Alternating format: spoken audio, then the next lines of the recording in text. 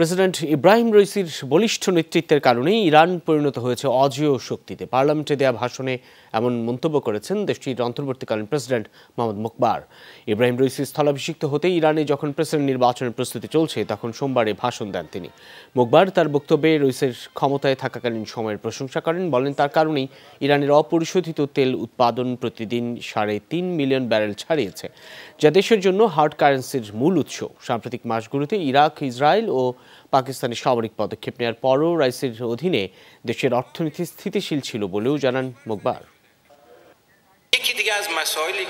আমরা যেদিন ইসরায়েলকে আঘাত করি সেদিন আমাদের উন্নয়নের পরিসংখ্যান এবং সূচকগুলো একই থাকে। মুদ্রার দাম, মুদ্রাস্ফীতি, তারল্য কোনো কিছুতেই পরিবর্তন হয় না।